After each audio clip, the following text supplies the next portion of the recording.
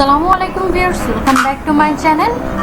আশা করছি সবাই ভালো আছেন। আলহামদুলিল্লাহ আমি অনেক ভালো আছি। আমি আজকে চলে এসেছি ইফতারের আরেকটি রেসিপি নিয়ে। আজকে আমি আপনাদের সাথে শেয়ার করছি চিকেন চিজ ফিঙ্গার। আশা করি আমার ভিডিওটি ভালো লাগবে, আর ভালো লাগলে আমার চ্যানেলটা সাবস্ক্রাইব করতে ভুলবেন না, আর একটা লাইক দিতেও কিন্তু ভুলবেন না। প্রথমে আমি এখানে নিয়ে নিয়েছি 250 গ্রাম কিমা। এখানে আমি চিকেনটা ইউজ করেছি। এরপর দিয়ে দিচ্ছি 1 টেবিল চামচ জিরার গুঁড়া, 1 টেবিল চামচ গরম মশলার গুঁড়া, দিয়ে দিচ্ছি 2 টেবিল চামচ টমেটো সস, 2 টেবিল চামচ সয়া সস,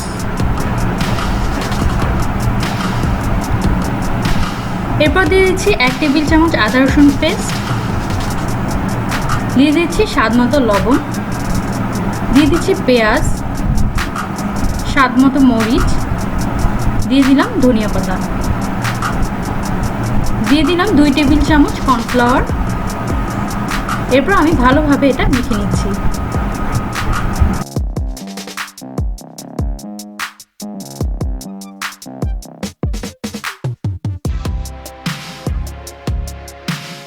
এখানে আমি দিয়ে দিচ্ছি 4 টেবিল চামচ পরিমাণের ময়দা। আমি একবারে দিচ্ছি না, আমি অল্প অল্প করে মেশাচ্ছি, যতক্ষণ পর্যন্ত না চিকেনের ডোটা একটু টাইট হয়ে আসে। একটু আঠালো হলেই বুঝতে হবে যে এই ডোটা মাখানো একদম কমপ্লিট।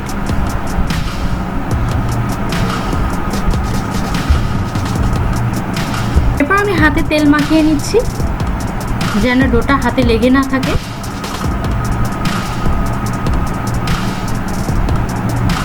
এরপর আমি অল্প অল্প করে নিব এবং আপনাদের ইচ্ছা অনুযায়ী আপনারা শেপ দিতে পারেন।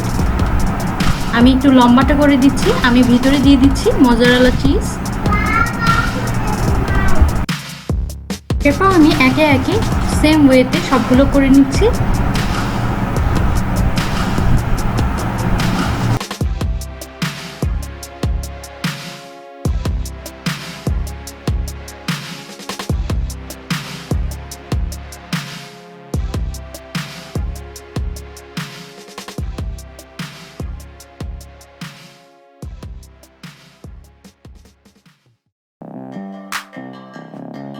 আমার চিকেন ফিঙ্গারগুলো আমি সবগুলো বানিয়ে নিয়েছি। এরপর আমি ব্রেড ক্রাম্ব ও ডিমে চুবিয়ে এটার কোটিংটা করে নিচ্ছি। প্রথমে আমি একটা নিয়ে ডিমে প্রথমে চুবিয়ে নিচ্ছি।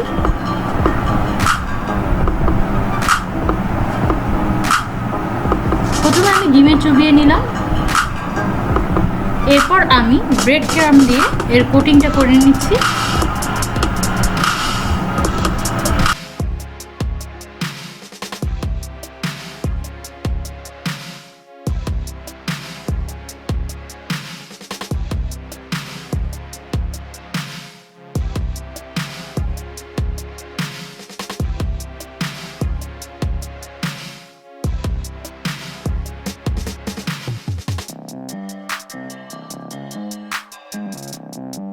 আমার চিকেন চিজ ফিঙ্গারগুলো কিন্তু রেডি। আমি এগুলো 1 মাসের জন্য ডিপ ফ্রিজে সংরক্ষণ করে রাখতে পারবো।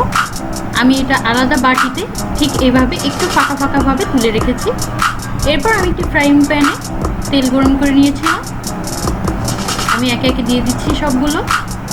অবশ্যই হালকা আঁচে ভাজতে হবে, তাহলে ভিতরে কাঁচা থাকবে না, একদম সম্পূর্ণটাই অনেক ভালোভাবে সেদ্ধ হবে।